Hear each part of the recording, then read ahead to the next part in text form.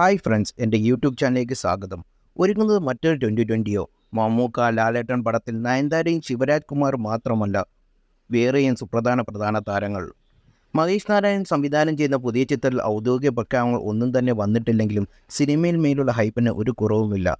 മമ്മൂട്ടിയും മോഹൻലാലും വർഷങ്ങൾക്ക് ശേഷം വീണ്ടും ഒരു സിനിമയ്ക്കായി ഒന്നിക്കുന്നു എന്നത് തന്നെയാണ് ഇതിലെ പ്രധാന കാരണവും. ഇപ്പോഴത്തെ സിനിമയുടെ ഹൈപ്പ് വീണ്ടും കൂട്ടുന്ന തരത്തിലുള്ള റിപ്പോർട്ടുകളാണ് വരുന്നത്.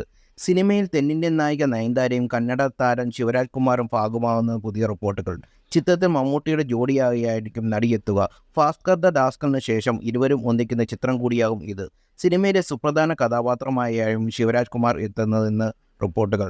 നടൻ്റെ ആദ്യ മലയാള സിനിമയാകും ഇത്. ഇതുകൊണ്ടും കഴിഞ്ഞില്ല. ടൊവിനോ തോമസ്, ആസിഫ് അലി, ഉണ്ണിമുഖം തുടങ്ങിയവരെല്ലാം സിനിമയിലെത്തുമെന്നും ചില റിപ്പോർട്ടുകൾ പറയുന്നു. കുഞ്ചാക്കോ ബോബനും ഫഹദ് ഫാസിൽ സിനിമയുടെ ഭാഗമാകുന്ന നേരത്തെ തന്നെ വാർത്തകൾ വന്നിരുന്നു. പ്രശസ്ത ഛായാഗ്രഹനായ മനീഷ് നന്ദ് ആയിരിക്കും സിനിമയ്ക്കായി ക്യാമറ ചലിപ്പിക്കുക എന്നും റിപ്പോർട്ടുകളുണ്ട്. മലയാളത്തിലേക്ക് അദ്ദേഹത്തിൻ്റെ അരങ്ങേറ്റ ചിത്രമാകും ഇത്. എന്നാൽ ഈ വാർത്ത ഔദ്യോഗിക സ്ഥിരീകരണം വന്നിട്ടില്ല. ഹാപ്പി ന്യൂ ഇയർ, റോക്കി ഓർ റാണി കി പ്രേം കഹാനി, ഡങ്കി തുടങ്ങിയ ബോളിവുഡ് സിനിമയ്ക്ക് ക്യാമറ ചലിപ്പിച്ചത് മനീഷ് നന്ദനാണ്. ജോസഫ് നെല്ലിക്കൽ കലാസംവിധാനം നിർവഹിക്കുന്ന ചിത്രത്തിൽ മേക്കപ്പ് നിർവഹിക്കുന്ന രഞ്ജിത്ത് അമ്പാടിയാണ്. സിനിമയുടെ ആദ്യ ഷെഡ്യൂൾ ശ്രീലങ്കയിലാണ് നടക്കുന്നത്. 7 ദിവസത്തെ ഷെഡ്യൂളാണിത്.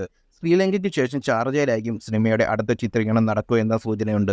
കേരളത്തിലും ഡൽഹിയിലും ലണ്ടനിലും സിനിമയുടെ ചിത്രീകരണം നടക്കുമെന്നും സൂചനകളുണ്ട്. ആൻഡ്രോ ജോസ് ഫിലിം കമ്പനിയുടെ ബാനറിലാണ് ചിത്രം നിർമ്മിക്കുന്നത്.